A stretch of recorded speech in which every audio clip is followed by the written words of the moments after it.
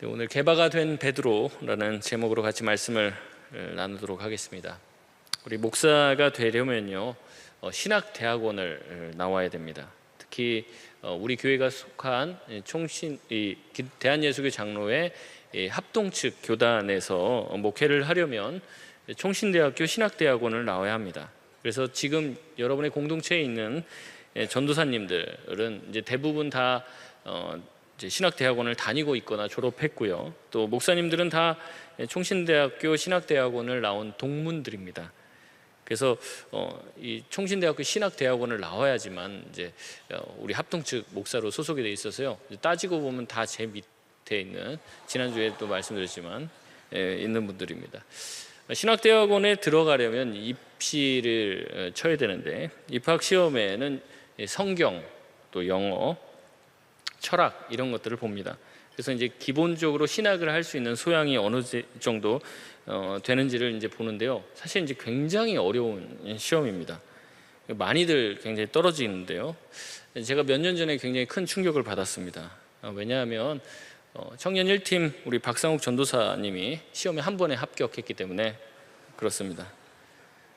저는 한 번 떨어졌는데, 제가 봤을 때는 제가 조금 더 잘난 것 같은데 이 전도사님이 한 번에 붙는 걸 보고 굉장히 충격을 받았습니다. 사실은 이제 저는 신대원 시험을 이제 한 번 떨어졌는데, 그 떨어진 것을 사실 이제 자랑처럼 생각을 했습니다. 이 재수를 하는 시간이 저한테는 이제 무엇과도 바꿀 수 없는 아주 귀한 시간이었는데, 왜냐하면 이제 시험 공부를 처음 이제 하면서 보니까 기출 문제나 이런 거 보니까 이게 별로 안 어렵더라고요. 제 평소 실력이면은 이제 붙고도 남음이 있겠다 이렇게 생각을 해서 크게 공부하지 않고 이제 시험을 쳤습니다. 시험을 치고 이제 떨어지고 굉장히 충격을 받고, 하나님 앞에서 하나님이 이제 나를 좀 다듬어 가시려고 하는구나라고 해서 완전 식음을 전폐하고 이제 거의 1년 동안 성경만 보고 이제 영어 공부하고, 그 다음에 이제 철학 공부하고, 새벽에 이제 낮에는 이제 성경 보고 이제 철학 공부해야 되니까 새벽에 이제 아침에 일찍 일어나고 막 직장인들 영어 듣는 그 수업을 들었어요. 그러니까 새벽에 일찍 일어나서 영어 공부하고 이제 성경 공부하고 철학 공부하고, 그래서 집에 와서 기도하고, 1년을 그렇게 보냈던 거예요. 그래서 재수를 해서 겨우 합격을 했습니다. 그래서 굉장히 저한테는 그 시간이 굉장히 뿌듯하고 제가 나름대로 하나님 앞에서 경건하게 드렸던 그런 시간이었는데, 우리 전도사님은 이제 한 번에 그 시험에 붙었다고 이렇게 얘기를 하니까는 저의 그 1년의 시간이 그 아무 의미가 없는 것처럼 느껴지면서 굉장히 허무한 느낌이 들었습니다. 좀 몇 번씩 떨어지고 그래야지, 그래 뭐 이제 이 시간을 통해서 너를 하나님이 다듬어 가실 거예요. 제가 뭐 이런 격려의 멘트를 하고 싶었는데 하지를 못했죠. 어쨌든 이제 이 시간들을 통해서 제가 참 이제 나름대로 이게 실패의 시간들을 겪으면서 굉장히 많이 이제 성장하게 되는 그런 귀한 시간이었습니다. 그래서 이 시간이 어떻게 보면 1년 동안 뭐 허송세월을 했다라고 이렇게 누군가는 이제 이야기할 수 있지만, 이 시간을 통해서 이제 성경을 더 깊이 보고, 이제 성경 시험 보려면 막 이제 구석구석에 있는 것도 다 맞춰야 되거든요. 그러니까 이 성경을 더 깊이 보는 그런, 저에게는 참 이제 무엇과도 바꿀 수 없는 귀한 시간이 되었습니다. 이렇듯 우리 인생에는 실수와 실패들이 있죠. 그런데 그게 그냥 어떤 사람에게는 흑역사로 지나가지만, 어떤 사람한테는 이것이 자기가 더 성장하고 더 변화되는 귀한 성장의 밑거름이 된다는 거죠. 그래서 남들은 이제 실패한 사람들을 좀 불쌍하게 여기고 굉장히 그 실패라는 것 자체가 두렵게 느껴지지만, 사실은 인생을 길게 보면은 이런 실패했던 시간들, 또 내가 실수했던 그 시간들을 통해서 우리가 배우게 되는 게 더 많이 있다라는 거죠. 지금 이제 현재 시가총액 이제 9천억 달러 정도 되고, 우리나라 돈으로 환산하면은 거의 1,100조 가까이 되는 기업인 이 미국의 아마존이라는 회사가 있는데, 이 아마존의 베조스 이 회장이 뭐라고 얘기했냐면, 실패와 혁신은 떼놓을 수 없는 쌍둥이다. 나는 아마존을 가장 성공한 회사라기보다 가장 편하게 실패할 수 있는 기업으로 만들기 위해 노력했다, 이렇게 얘기합니다. 그래서 회사에서 어떤 일을 할 때 실패를 하는 것을 오히려 더 이게 권장을 해주고, 실패할 때 오히려 성장할 수 있다라는 것을 많이 이제 가르쳤다는 거죠. 그래서 우리나라에서는 뭔가 사업하고 한번 망하면 재기하기가 굉장히 어렵다라고 얘기하는 거죠. 그래서 뭐 우리 공동체 안에서도 뭔가 이제 크게 실수 한 번 하면 이제 다시는 이제 그런 리더의 자리나 하기가 굉장히 어렵게 뭔가 이렇게 낙인이 찍힌 것처럼 여겨질 때가 굉장히 많은데, 오히려 이제 이 베조스 회장은 뭐라고 얘기냐면 실패가 오히려 성장과 혁신의 밑거름이 되어진다라고 얘기를 하는 거죠. 오늘 본문에 나오는 베드로가 있습니다. 이 베드로야말로 어떻게 보면 이 제자들 중에서 가장 많이 실수하고 가장 많이 실패한, 어떻게 보면 실패의 아이콘이라고 말할 수 있는 그런 제자입니다. 사복음서에서 이 베드로에 대한 기록이 굉장히 많고요. 이 베드로가 가장 많이 언급된 만큼 이 베드로의 실수 또한 굉장히 많이 있어요. 그래서 오늘 그 하루 종일 시간을 보내도 이 베드로의 실수를 다 언급할 수 없을 정도로 이 실수가 너무나도 많고 실패가 너무나도 많았던 제자가 바로 베드로입니다. 그래서 오늘 베드로의 이 실패와 실수의 모습을 크게 이제 세 가지 정도 살펴보면서 베드로가 이러한 과정을 통해서 어떻게 성장하고 변화되었는지를 살펴보기를 원합니다. 첫 번째가 마태복음 16장입니다. 여러분 혹시 성경이 있으시면 성경을 펴고 따라오시면 더 도움이 될 겁니다. 이 가이사랴 빌립보라는 지역에 예수님께서 이 제자들과 함께 이르러서 이렇게 질문을 하십니다. 너희는 나를 누구라 하느냐? 이렇게 질문하시죠.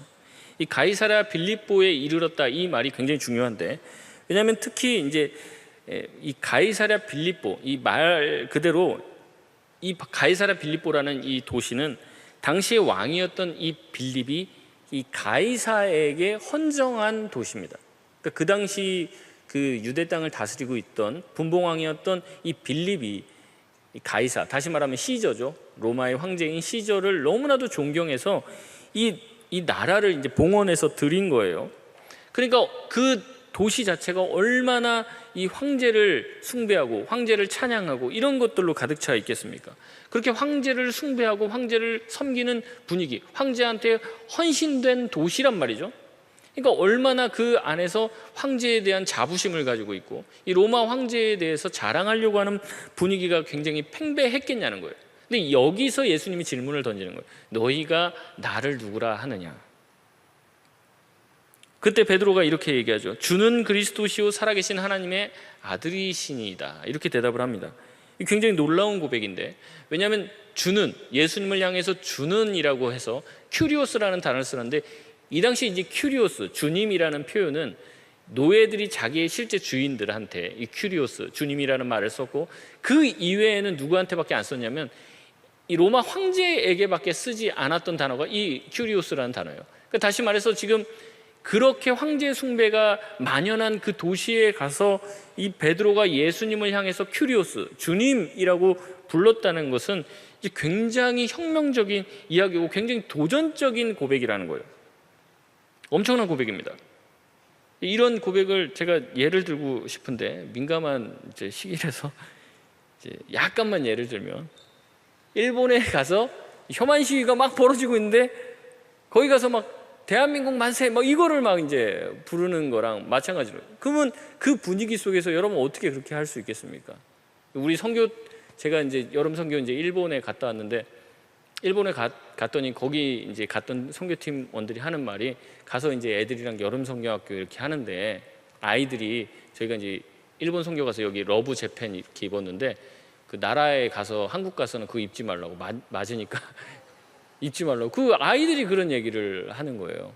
여러분 사실 그런 분위기 아닙니까? 여기 가서 일본을 사랑합니다 뭐 이런 얘기하면은 이제 뭐 악플 막 이제 막 달아놓고 뭐 그렇게 되는 거죠. 굉장히 조심스러운 거예요. 여러분 베드로가 지금 거기에서 지금 예수님을 향해서 주님이라고 말을 했을 때는, 주는 그리스도시요 이렇게 얘기했다는 것은 이제 거기서 정말 잘못하면 맞아 죽을 수도 있는 상황이었다는 거죠. 근데도 베드로가, 이 베드로의 기본 특성이 이런 겁니다. 남들 뭐 생각하지 않고요, 주변의 환경을 전혀 고려하지 않는, 어떻게 보면 좀 사회성이 약간 떨어지는 그런 친구일 수도 있는데, 베드로가 이제 나서서 베드로 자기의 이제 종족상 이 특성을 가지고 이제 얘기를 하는 거예요. 주는 그리스도시요. 아마 조용히도 말을 안 했을 거예요. 예수님한테 귀에다가 속삭이면서 주는 그리스도시요 이렇게. 뭐 사귀는 것도 아닌데 이렇게 예수님한테 귓속말로 하지 않고 아마 굉장히 큰 소리로 주는 그리스도시오 막 이렇게 얘기를 했을 거란 말이죠. 그러니까 예수님께서도 그 고백에 굉장히 기뻐하시면서 칭찬하시면서 이렇게 얘기하죠. 너의 그 고백 위에 교회를 세우겠다. 그리고 되게 또 큰 축복 중에 하나인데 이게 뭐냐면 내가 너에게 천국 열쇠를 주겠다. 이런 약속을 해주시는 거예요. 그리고 네가 정말 반석이 되어서 교회를 네 위에 세울 것이다. 이런 얘기, 이런 약속들을 듣는다는 거죠. 굉장한 칭찬입니다. 그래서 예수님이 이러한 이야기들을 하신 다음에 뭐라고 얘기하냐면 비로소 예수께서 자기가 십자가에서 죽으셔야 될 것과 다시 3일 만에 부활하실 것을 비로소 가르친다라고 얘기해요. 그러니까 이 마태복음 16장 이전에 이 베드로가 주는 그리스도시요 살아계신 하나님의 아들이시니다 이 고백을 하기 전에는 예수님이 자기의 십자가와 부활에 대해서 제자들에게 가르쳤다는 거예요? 안 가르쳤다는 겁니까? 안 가르쳤다는 거죠. 근데 이 고백을 통해서 이제 뭐라고 하냐면 그 전까지는 다 예수 이렇게 나옵니다. 근데 이 고백 이후에 예수 그리스도께서 이렇게 바뀌어요. 그러니까 예수는 그리스도, 예수를 주라 고백했던 이 베드로의 고백이 얼마나 큰 고백이었는지 이 성경에서 이야기를 하고 있다는 거죠. 근데 예수님께서 이 십자가에서 죽으실 것을 이야기를 하죠. 네가 그래 말 한번 잘했다. 내가 정말 그리스도고 내가 이 땅에 십자가를 지고 너의 모든 죄를 위해서 십자가에 지고 다시 부활할 것이다 라고 이제 비로소 가르치니까 이 베드로가 또 나섭니다. 보통 이런 사람들이 있습니다. 한 번 홈런 치면 두 번도 홈런 치려고 하는 사람도 있죠. 1절만 부르면 되는데 2절, 3절 후렴 다시 한 번 또 이렇게 불러갖고 뭔가 예수님에게 한 번 칭찬받을 게 아니라 두 번 연달아서 이제 한 번 나섰잖아요. 엄청 칭찬을 받았어요. 천국 열쇠도 받고 엄청난 축복을 받았어요. 그러니까 이번에 한 번 더 하는 거죠. 그래서 마태복음 16장 22절에 보면 베드로가 예수님이 십자가에서 죽었다가 다시 살아난다라는 이야기를 하니까 이렇게 얘기합니다. 베드로가 예수를 붙들고 항변하여 이르되 주여 그리 마옵소서 이 일이 결코 죽게 미치지 아니하리이다. 이렇게 나옵니다. 무슨 말이에요? 예수를 먼저 붙들었다고 합니다. 그리고 항변했다라고 얘기를 해요. 여러분 여기서 이 항변했다는 말이 이제 꾸짖다라는 단어랑 같은 단어예요.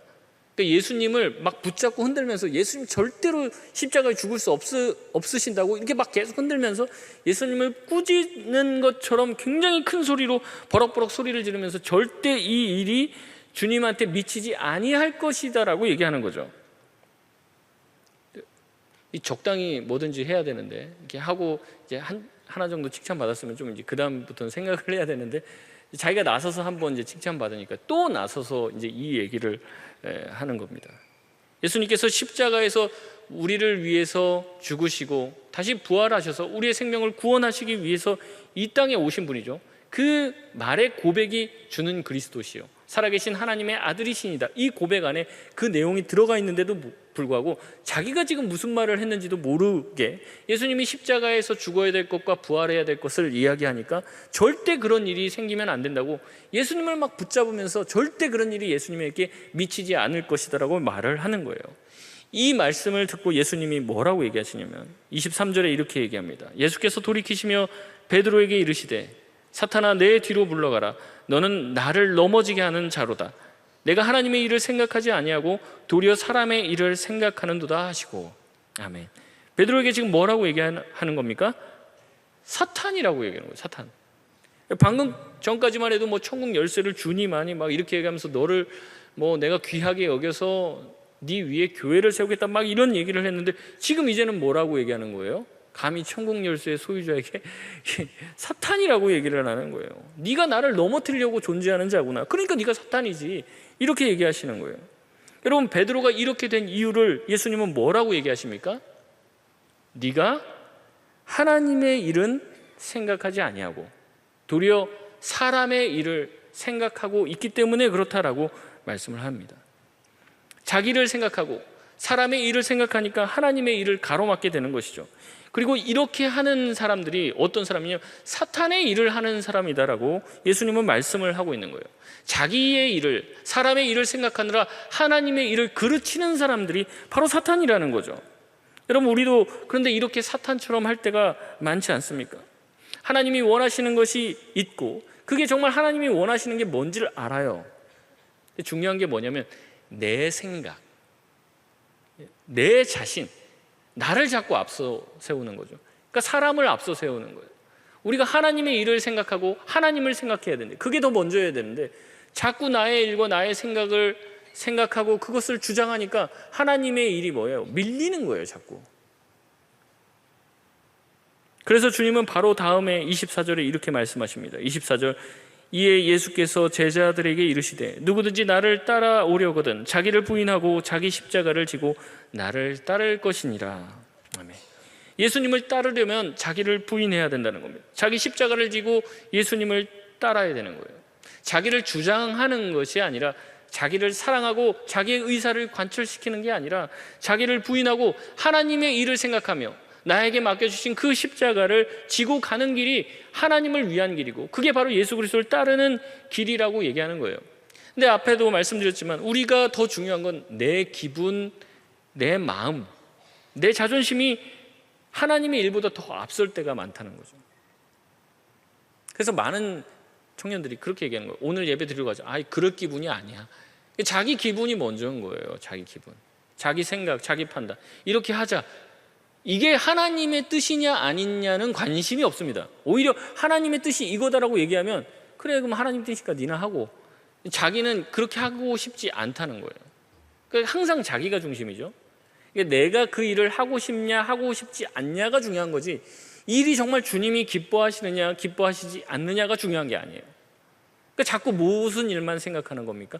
하나님의 일은 생각하지 않고 사람의 일을 생각하는 거죠. 이 사람을 어떤 사람이라고 이야기합니까? 사탄의 사람인, 사탄이다라고 예수님이 얘기하시는 겁니다.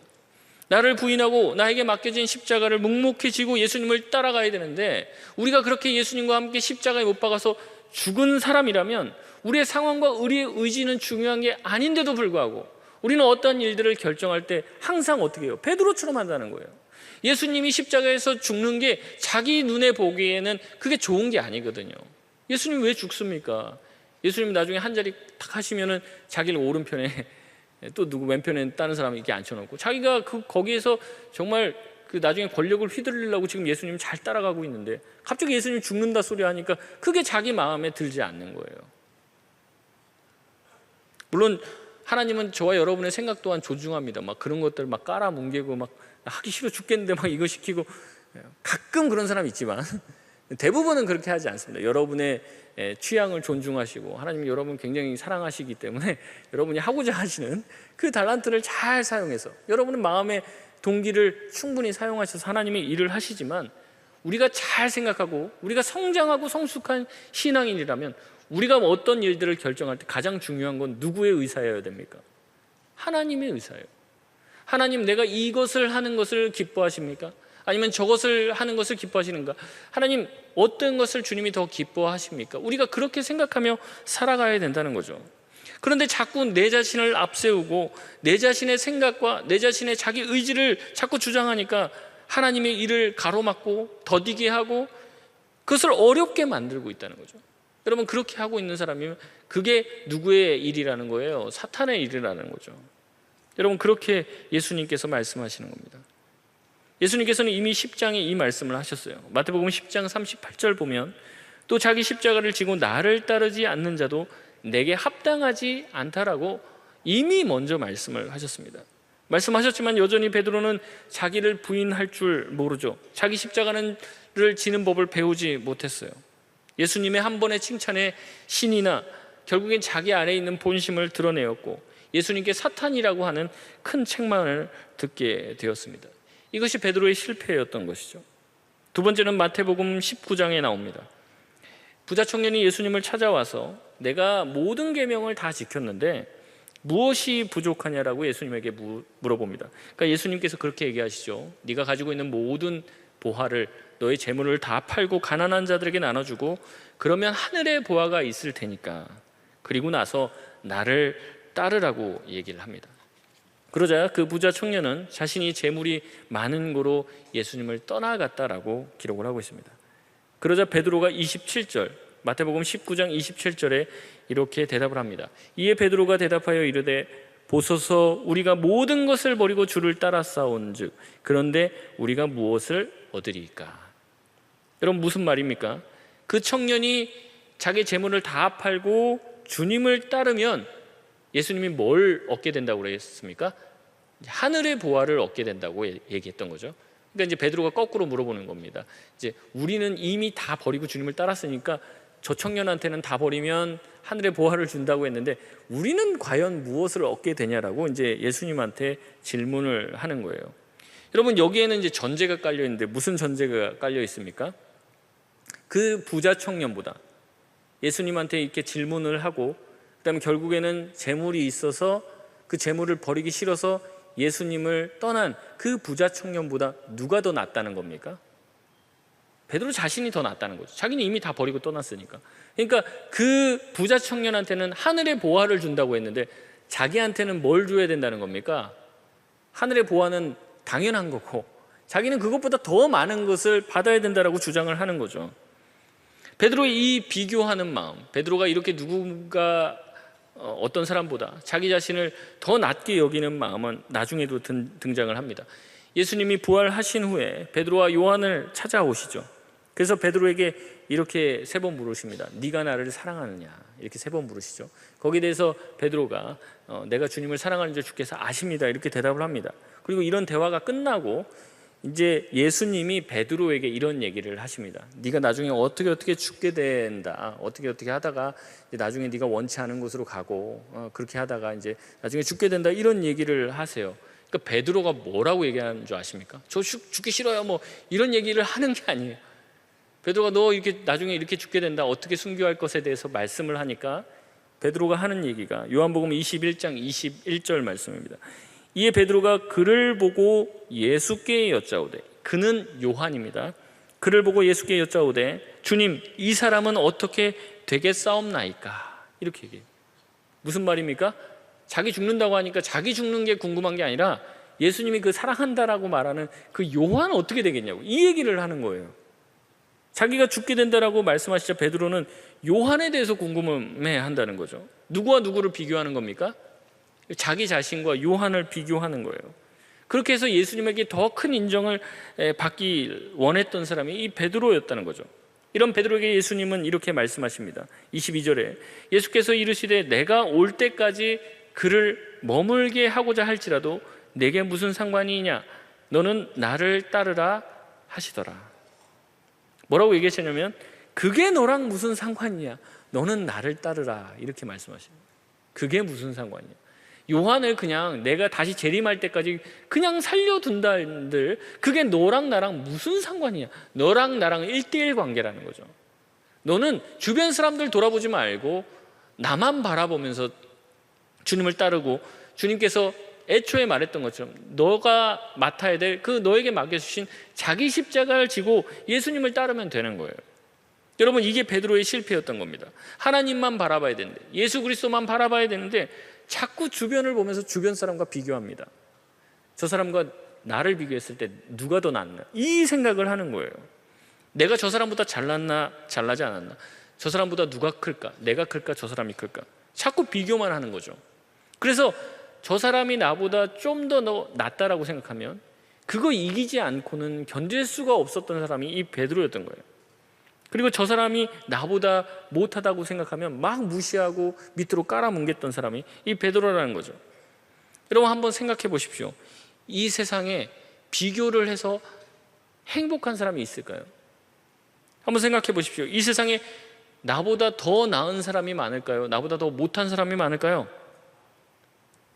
이런 생각 자체를 하지 말라고 얘기하십니다. 주님은 비교하지 말라고요. 비교. 아예 비교라는 틀에 자기를 넣지 말라는 거죠. 나름대로 추론을 해서 나보다 더 잘난 사람이 많을 거예요. 그러니까 비교를 안 하는 게 나한테 유리하지. 이렇게 생각하는 게 아니라 그 비교라는 것 자체를 하지 말라는 거예요. 남과. 하나님이 우리 각자를 만드신 그런 독특함이 있고 각자가 잘하는 것이 있고 정말 더 잘하는 사람이 있을 수 있고 덜 잘하는 사람이 있겠지만 하나님이 공평하게 우리 한 명 한 명들을 소중하게 생각하시고 만드셨으며 각자에게 주신 달란트가 다르고 각자가 해야 될 일들이 다르다는 거죠. 이거는 누군가와 비교해서 더 낫고 더 모자라고 하는 일이 아니라는 거예요. 그럼에도 불구하고 예수 그리스도를 믿고 주님을 따른다고 하면서도 이 안에서도 경쟁이 일어나는 거예요. 경쟁이. 여러분, 비교는 항상 나를 한없이 비참하게만 만들 뿐이에요. 그러나 여러분, 우리 사회에 이게 아주 만연하죠. 이 경쟁 의식과 경쟁을 붙이고 이거를 좋게 얘기해서 뭐라고 합니까? 선의의 경쟁이다, 이런 말 하잖아요. 이제 같이 담임 목사님이랑 식사하면서 얘기할 일이 있어서 얘기를 하는데, 목사님 이렇게 하면 우리가 선의의 경쟁에 대해서 참 좋을 것 같습니다. 이렇게 얘기했더니 뭐라고 말씀을, 경쟁은 다 악한 거야. 이렇게. 선의의 경쟁이 어디 있어? 경쟁은 다 악한 거지. 이렇게 말씀하십니다. 여러분, 경쟁하고 비교하려고 하는 마음이 생기면 여러분이 이거는 정말 하나님이 기뻐하시는 생각이 아니구나. 여러분, 그렇게 머리에 빨간불이 딱 들어와야 돼요. 내가 미쳤나? 자기 뺨을 치면서 비교하고 있었네. 내가 돌았구나. 내가 뭐 이렇게 생각을 해야 돼요. 이게 정상적인 신앙인으로서는 하면 안 되는 것 중에 하나가 이 비교라는 겁니다. 여러분, 누가 몇 평집에서 살고, 누가 어떤 차 몰고 다니고, 어떤 학교 다니고, 어떤 직업을 가지고 얼마를 벌고 있는지, 그게 우리한테 너무 중요한 시대가 됐어요. 그래서 우리가 공기처럼 이런 분위기를 하고 있기 때문에 나보다 더 뭔가 가지고 있고 더 누리고 있는 사람 보면은 하나님이 저 사람은 사랑하고 나는 사랑하지 않고, 내 기도에는 응답하지 않고, 이런 생각이 계속 든단 말이에요.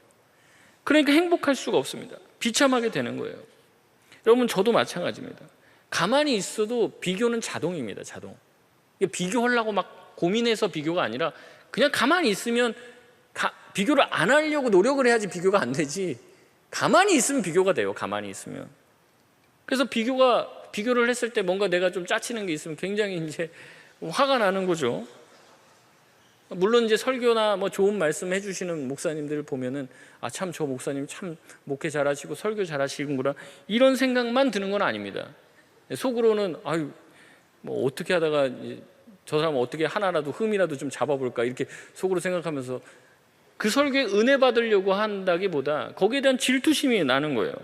왜 나는 그렇게 하지 못할까 하는 이 비교 의식이, 이 열등감이 작동을 하는 겁니다. 사역을 해도 어떤 목사님이 사역을 굉장히 잘합니다. 그래서 막 청년들이 많이 모이고 막 기뻐하고 은혜 많이 받았다라고 하면 조금 기쁘고, 이렇게 많이 별로 안 기쁩니다.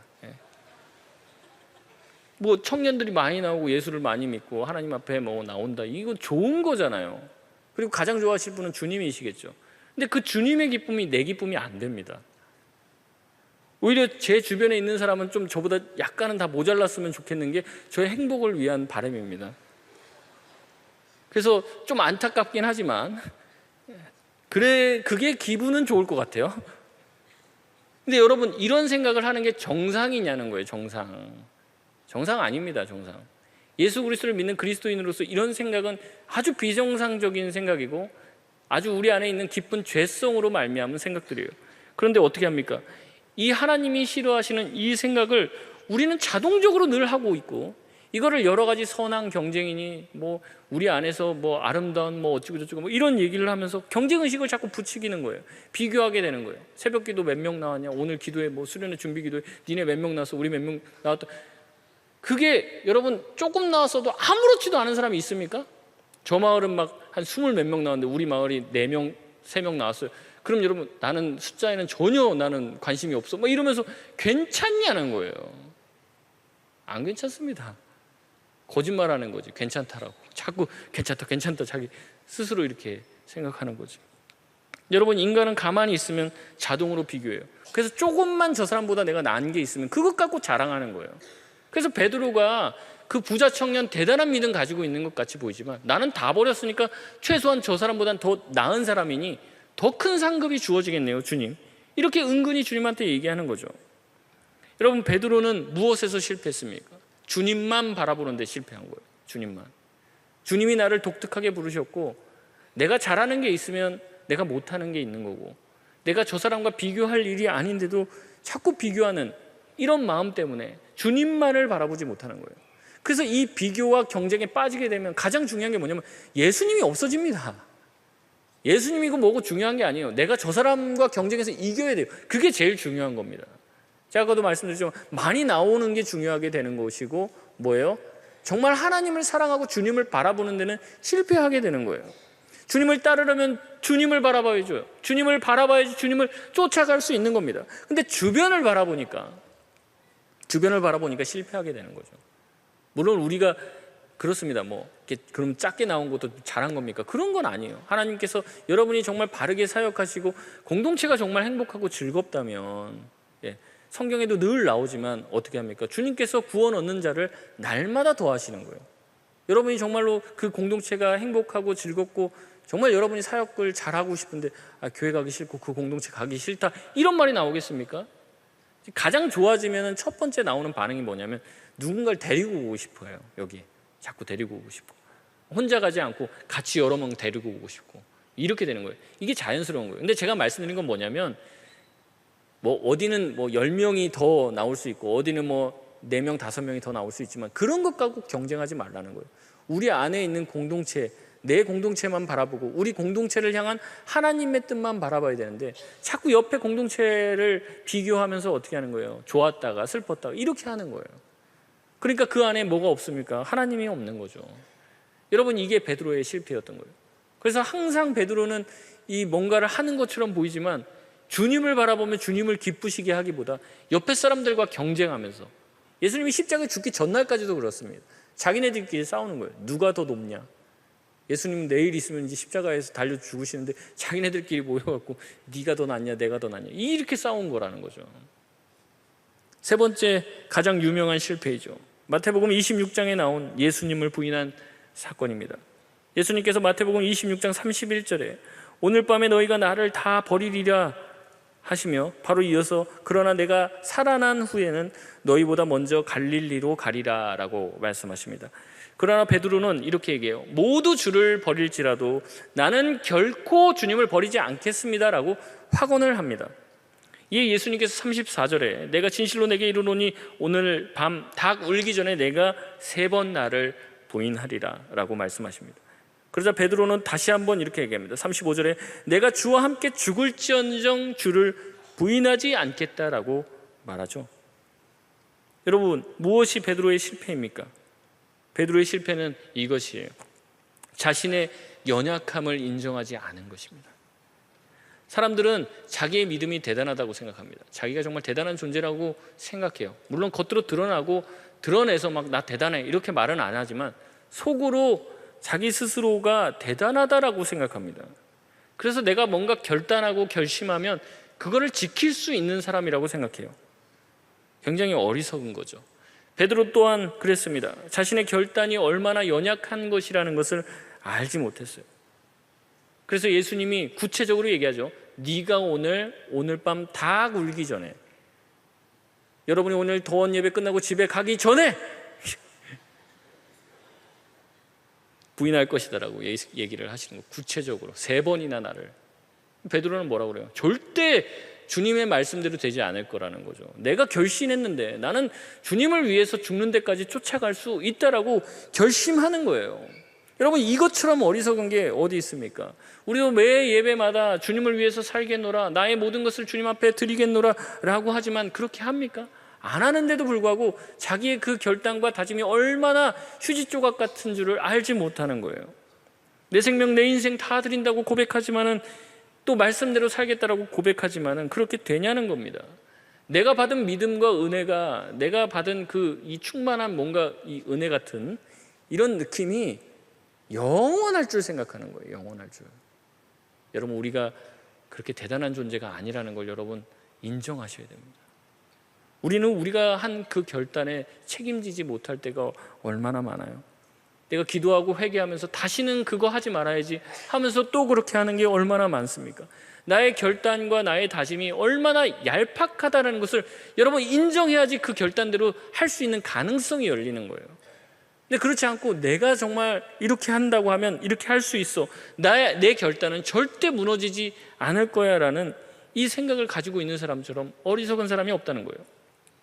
그래서 주님께서는 우리처럼 약한 사람들의 결단을 잘 알고 계시기 때문에 우리에게 선물을 주셨는데, 그것이 무엇이냐면 바로 공동체라는 겁니다. 공동체. 우리 개인의 결단과 우리의 개인의 경건으로는 우리가 결심한 것을 지킬 수 없어요. 그래서 우리를 돕는 손길들이 필요합니다. 우리를 위해서 기도해 줄 사람이 필요하고, 우리가 잘못된 길로 가면 붙잡을 수 있는 사람이 필요한 거예요. 내가 이번 주에 가기 싫어서 교회 안 가지만 누군가 다시 교회 가자고, 함께 가서 예배드리고 주님 앞에 찬양하고 다시 한번 잃어버렸던 예배를 회복하자고 얘기해 줄 수 있는 사람이 필요하다는 거죠. 여러분, 혼자 단독자로 하나님 앞에서 잘 설 수 있는 사람은 없습니다, 이 세상에. 여러분, 만약에 그런 생각을 가지고 계신 사람이 있다면 여러분 한번 해보십시오. 베드로랑 똑같이 됩니다. 여러분이 몇 날 지나지 않아서 하나님의 말씀으로 전혀 살 수 없는 자기 자신을 발견하게 될 거예요. 나 막 큐티하겠다, 나 새벽기도 가겠다. 여러분, 그게 혼자 결심해서는 절대 안 되는 거예요.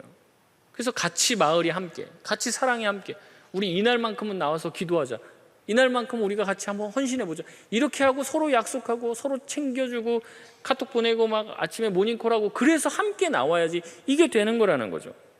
근데 우리가 이렇게 하면 다 성공만 합니까? 성공하지 못하죠. 어떻게 해요? 실패하는 거예요. 그러니까 모여서 뭐 하는 겁니까? 내가 이렇게 해보려고 했는데 실패했어, 내가 이렇게 해보려고 했는데 잘 안 돼. 그러니까 옆에서 너도 안 되냐, 나도 안 되더라, 나도 안 끊어지더라, 이렇게 하면서 돌아가면서 그 얘기하는 거예요. 서로 같이 이제 마지막에 손잡고 울면서 이렇게 안 되니까 주여 도와주옵소서, 이렇게 하면서 공동체가 하나 되고, 그러면서 서로 세워주는 거예요. 우리 여기서 되게 잘난 성공담을 막 나누는 게 아니라 우리의 실패담을 나누는 거죠. 그러면서 다시 한번 하나님의 말씀대로 살아가고자 하는 힘을 얻고, 나만 안 되는 게 아니라 쟤도 안 되고, 대단하다고 생각하는 저 사람도 실패했고, 그렇기 때문에 우리가 함께 다시 한번 힘을 내서 정말 하나님이 기뻐하시는 공동체를 세워가자, 그렇게 우리의 삶을 세워가는 것이 굉장히 중요한 것 아닙니까?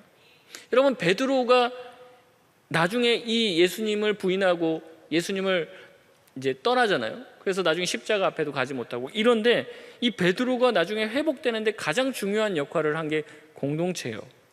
아까 이렇게 말씀을 읽다가 여러분이 그냥 제가 스쳐 지나가듯이 읽었기 때문에 여러분이 주의 깊게 안 보셨는지 모르겠지만, 아까도 마태복음 26장 31절에 예수님이 오늘 밤 너희가 나를 다 버리고 떠나가리라 하신 다음에 바로 뭐라고 했냐면, 내가 나중에 부활한 후에 너희들 먼저 갈릴리에 가 있겠다, 이렇게 미리 말씀을 하십니다. 미리. 우연히 갈릴리에 가서 이제 이 제자들이 다시 물고기 잡다가 예수님 거기 찾아온 게 아니라 예수님 먼저 가 있겠다라고 이미 예언을 하세요. 근데 이 베드로가 어떻게 되냐면 예수님을 배반했잖아요. 그러면 예수님 배반한 게 이제 금방 소문이 날 수도 있고, 또 이제 자기는 끝까지 옆에 있겠다고 했는데 끝까지 있지 못했으니까 사실 창피하잖아요. 그러면 이제 베드로도 혼자 어디로 도망가거나 그럴 수 있는데, 베드로는 혼자 어디로 도망가지 않아요. 같이 공동체로 모입니다. 같이 다 배반한 사람들끼리 다 모입니다. 네 왜 배반했나 막 이렇게 하면서 서로 이제 자기 내가 그때는 말이야 원래 죽으려고 했는데 그러면서 이제 자기 실패담 모이는 얘기하는 거죠. 같이 이제 문 잠그고 또 누가 들어와서 들을까봐 이제 자기네들끼리 모여서 이 얘기하는 거예요. 그러면서 서로 뉘우치고 그때 그러지 말았어야 되는데 요한이는 갔다고 하더라 막. 그래서 요한아 그때 어땠니? 그러면 요한이가 이제 또 얘기해주고 들으면서 같이 서로 기도하고 그런 거죠. 그러면서 이제 기억해낸 거예요. 야 그때 예수님이 그때 부활하고 나면 갈릴리 간다고 그랬는데 혹시 거기 이미 와 계시지 않을까? 우리 예수님 만나고 싶은데 혹시 거기라도 가볼까? 이게 공동체 안에서 나눠지는 거예요. 우리가 같이 말씀을 들어도 졸기도 하고 카톡도 오고 그러면 또 전화 받으러 나가면 그때 말씀을 놓치는데, 우리가 같이 말씀을 모여서 다시 나누다 보면 내가 듣지 못했던 말씀, 내가 들었는데 지나갔던 말씀을 같이 나누는 동안에 우리가 깨닫고 회복하게 되는 거예요. 그러니까 어떻게 합니까? 이 공동체가 다시 예수님의 말씀을 상기시켜주고 다시 서로 실패한 사람들끼리 위로하고 힘을 얻게 되는 것이죠. 그래서 결국에 공동체 안에서 회복이 되어지고 회복이 일어나게 되는 거예요. 여러분, 베드로는 이와 같이 실수가 많은 사람입니다. 큰 실수만 살펴봐도 이래요. 더 작은 실수는 수도 없습니다. 잘해보려고 하면 할수록 실패한 사람이 바로 베드로였습니다. 하지만 이 베드로는 이 자신의 실패가 실패로만 남은 사람이 아니에요. 오늘 결국에 본문의 말씀처럼 예수님은 이 먼저 베드로를 부를 때 원래 베드로가 아니고 시몬입니다. 그래서 원래 제가 설교 제목을 뭐라고 했죠? 개바가 된 제자 베드로 이렇게 했는데 사실 이게 헷갈릴까 봐 그렇게 한 거예요. 개바가 된 제자 시몬 이렇게 사실은 하려고 했어요. 근데 원래 시몬이라는 사람이 또 있어서 헷갈릴까 봐 이렇게 했는데, 이 게바가 번역하면, 이 헬라어로 번역하면 베드로인데, 베드로를 한국말로 번역하면 반석이에요, 반석. 그래서 원래 이 베드로의 이름이 시몬이었어요. 그래서 시몬 베드로 이렇게도 부르는데, 이 시몬인 사람을 예수님께서 뭐라고 얘기해요? 오늘 본문 말씀에 요한복음 1장 42절에 예수께서 내가 요한의 아들 시몬이니 장차 게바가 되게 하리라, 이렇게 말씀하십니다. 장차 게바라 하리라, 이렇게 말씀을 하시는 거예요. 그러니까 지금은 아니지만 장차 뭐가 된다는 거예요? 반석이 될 거라는 거죠. 지금은 너는 시몬이지만 나중에는 반석이 될 거라는 거예요. 여러분, 어떻게 보면 반석같이 못하죠. 막 비교하고 잘난 척하고 나서다가 실패하고 자기가 했던 결심대로 하나도 살지 못했던 게 베드로였지만, 결국 예수님께서 말씀하셨던 것처럼 장차 반석이 되지 않습니까? 예수님의 그 예언처럼 초대교회의 위대한 기둥이 되었어요. 위대한 반석이 되었어요. 단 한 번의 설교로 3,000명, 5,000명이 회개하고 예수를 믿는 일이 있게 되어지죠. 또한 복음이 유대인에게서 이방인으로 넘어가는 가교의 역할들을 충실히 감당하다가 결국에 마지막에 순교의 자리에 가게 됩니다. 예수님처럼 십자가에 매달릴 수 없다고 거꾸로 매달아 달라고 하고 거꾸로 매달려서 십자가에 죽은 것이죠. 여러분, 그런데 정말 이 베드로를 제가 살펴보면서 정말 이 베드로가 대단하다라고 느낀 것은 뭐냐면, 이 베드로가 이 초대교회의 영적 지도자잖아요. 그리고 굉장히 이 신약 성경이 쓰여질 당시에 사실은 굉장한 교회의 영향력을 가지고 있는 사람입니다. 그렇다면 여러분, 이 신약 성경이 쓰여질 때 여러분이 베드로라고 하면 이런 내용 써놓겠습니까? 마태가 막 쓰고 있는데 너 내용 썼냐? 쓸데없는 소리 하지 마라. 내가 그래도 내 급이 있는데 이런 이런 얘기 하면서 그런 거 아니겠습니까? 그래도 내가 초대교회 여기 지금 지도자인데 지금 감히 내 치부를 건드려? 붓 뺏고 막 이렇게 하면서 그렇게 할 수 있지 않겠습니까? 그래도 예수님이 하신 말씀인데 이거 저거 해줘 막 이러면 마태 니 돌았나 막 이렇게 하면서 굉장히 압박을 할 수 있어요. 사실 여러분, 역사는 승자의 해석이고 승자의 역사 아닙니까? 그 당시에 정말 최고의 영향력을 가지고 있던 이 베드로, 초대교회의 가장 강력한 리더였던 이 베드로가 얼마든지 자기의 영향력을 가지고 자기의 치부를 가릴 수 있겠습니까? 없겠습니까? 있어요. 이런 내용 하나도 남기지 않도록 할 수 있는 게 베드로였다는 거예요. 근데 베드로가 어떤 사람이었냐면, 아마도 이 실수와 실패의 이야기, 어떻게 보면 자기랑 예수님밖에도 모르는 얘기들이 들어가 있습니다. 그런 얘기를 했다는 거예요? 오픈했다는 거 얘기예요. 오픈했다는. 제자들에게 다 오픈했어요. 자기가 설교할 때마다 오픈했어요. 그래서 저도 아까 조금 오픈하려고 몇 개 얘기를 했는데, 자기 실수 오픈하기 싫잖아요. 자기 연약한 거 오픈하고 싶습니까? 베드로 얘기 보면 야, 어떻게 이렇게 개념 없냐 막 이런 얘기 할 거 아니에요. 완전 자기 흑역사들 잔뜩 써 있습니다. 잔뜩. 누구보다도 많이 기록이 돼 있어요. 베드로의 이 잘못된 점들이. 베드로가 정말로 정말 심지어는 자기가 초대교회 지도자인데 예수님이 사탄아 이렇게 말한 것까지도 기록을 해놨어요. 여러분, 그런 얘기 목사님한테 들어보셨습니까? 사탄 같은 짓 하고 있네. 여러분, 만약 그렇게 하면 목사가 감히 어떻게 이렇게 하면서 편지 써갖고 할 거 아닙니까? 인터넷에 써놓고. 베드로는 예수님한테 직접 들었어요. 근데 그 내용을 기록을 해놨단 말이에요. 자기 설교하면서 얘기한 거예요. 나 그런 소리 들은 사람이다? 이렇게 하면서 너 그 예수님한테 사탄 소리 들어봤어? 자기 얘기를, 실수를 반복해서 사람들한테 간증하며, 그런 사람인 나를 주님이 이렇게 반석처럼 만드셨어. 그렇게 부족한 나를 하나님이 이렇게 변화시켰어. 그러니까 너희들은 나보다 더 지금 낫잖아. 너희들은 사탄 소리는 안 들었으니까 너희들은 더 잘할 수 있잖아. 이 용기를 준 거예요. 자기 형편없음을, 자기 연약함을 드러내면서 내가 이랬던 사람이다. 이렇게 아둔해서 예수님이 A라고 얘기하면 B라고 알아듣고 B라고 얘기하면 C라고 알아듣고 그 헛소리 했던 사람이다. 내가 반석은커녕 나는 모래 같은 사람이야. 난 자갈 같은 사람이야. 내 위에 교회를 세워 가당치도 않은 일이야. 하지만 예수님이 나를 게바로 하리라, 네가 장차 게바라 사람들에게 불리리라, 이런 말씀을 듣고 그 말씀이 이루어지는 것을 보고, 나 같은 사람도 그렇게 만든 주님이라면 너희들은 더 위대하게 쓸 수 있는 하나님이 그런 능력을 가지고 계신 분이라는 것을 간증을 한 것이죠.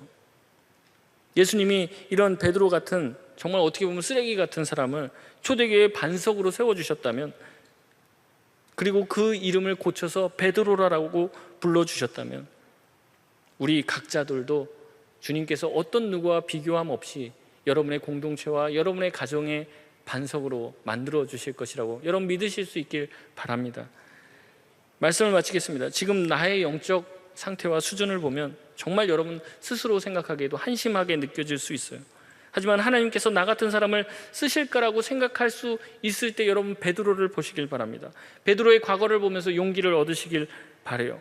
지금은 모래 같고 자갈 같아서 아무것도 여러분 위에 어떤 것도 세울 수 없는 것처럼 보이지만, 우리의 무수한 실수와 실패를 통해서 하나님은 여러분을, 저와 여러분을 초대교회의 반석처럼 베드로처럼 만들어 가실 거라는 거죠. 실수투성이 베드로를 초대교회의 반석으로 만들었던 주님은 저와 여러분은 더 위대한 사람으로 만들어 주실 것이라고 여러분 믿으시길 바랍니다. 지금 나의 영적 수준과 상태를 보지 마시고 하나님의 능력을 바라보시고 장차 개발하리라 말씀하신 그 주님의 말씀처럼 주의 말씀이 우리 각자에게도 우리를 더 온전한 사람으로 만들고 우리를 더 주의 복음에 붙들린 사람으로 반드시 만들어 주실 것이라는 것을 여러분 붙드시고, 그 말씀이 성취될 때까지 여러분 포기하지 말고 주님만을 바라보고 주님만을 신뢰할 때 여러분을 향해 가지신 하나님의 플랜이 반드시 성취될 것이라고 여러분 주님 앞에서 날마다 믿고 고백할 수 있는 저와 여러분 되시길 주의 이름으로 소원합니다.